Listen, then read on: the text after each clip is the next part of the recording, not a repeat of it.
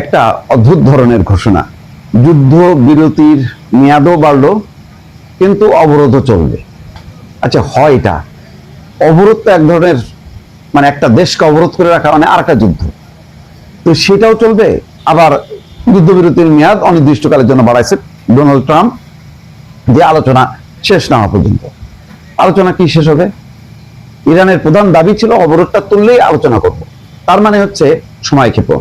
কি রহস্য আছে ভেতরে, কি পরিকল্পনা আছে?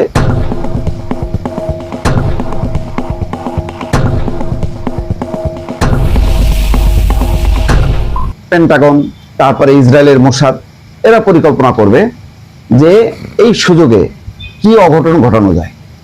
নতুবা যেখানে সিম্পল বিষয়, পাকিস্তানের প্রধানমন্ত্রী শাহবাজ শরীফ, আসিম মুনির, ওনারাও বলছেন যে অবরোধ চললে ইরান আসবে না আলোচনায়। তাহলে প্রত্যাশা কি?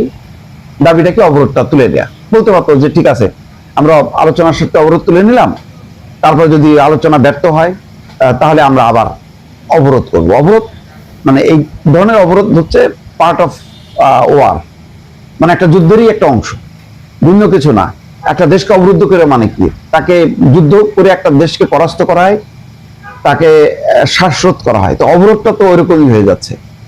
তো সেখানে এখন বলা হচ্ছে যে যুদ্ধবিরতির মেয়াদ বাড়বে, এবং আমি নিশ্চিত এই যে অনির্দিষ্টকালে যুদ্ধবিরতির মেয়াদ বাড়লো, এর মধ্যে নানা রকম কারসাজি করবে, বড় ধরনের অঘটন ঘটনার একটা পায়তারা চলবে, কিন্তু লাভ হলো না। কারণ অবরোধ যদি চলতে থাকে তাহলে ইরানের, ট্রাম্প নিজেই বলছে যে ইরানের প্রতিদিন $50 কোটি লস হচ্ছে, তাহলে একটা দেশের ব্যাপক ক্ষতি হচ্ছে।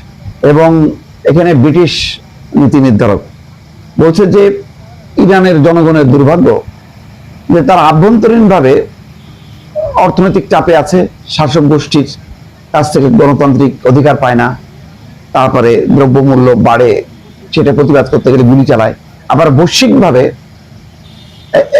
তাদেরকে অবরোধ করা হয়েছে। এই দুই অন্যায় ইরানের জনগণ আলটিমেটলি শেষ এন্ড হতে ইরানের জনগণ সাফার করে। এখানে দেখেন মঙ্গলবার মানে জেডি ভ্যান্সের আসার কথা ছিল, বলছে যে আজকে রাতের মধ্যেই পৌঁছবে এবং রাতেই চুক্তি হবে। ট্রাম্প, জেডি ভ্যান্স ওয়াশিংটনে আছে, সেটাও একটা চরম মিথ্যাচার হলো। মানে এমন সব কথা বলা হচ্ছে, এমন সব বিভ্রান্তি যে যার কোনো শেষ নেই এবং কোনো মানে ধারে কাছে নেই কোনো কিছু বাস্তবতা।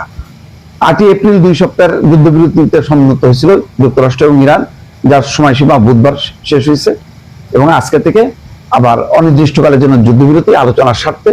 এবং সেই কারণে আবার পাকিস্তানের প্রধানমন্ত্রী শেহবাজ শরীফ ধন্যবাদ জানাইছে ট্রাম্পকে, যুদ্ধবিরতির যে মেয়াদ বৃদ্ধি ঘোষণা দিচ্ছে, স্বাগত জানাইছে জাতিসংঘের মহাসচিব অ্যান্টনিও গুতারেস।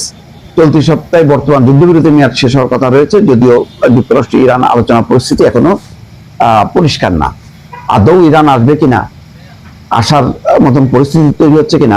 আমার ধারণা যে অবরোধ আরোপ করে ইসরায়েল এবং আমেরিকা এটা মজা পেয়ে গেছে, দেখছে যে আলোচনা হলে সমাধানের লাভ কি, এবং অবরোধ তৈরি করে ইরানে একটা চরম পরিস্থিতি তৈরি করা।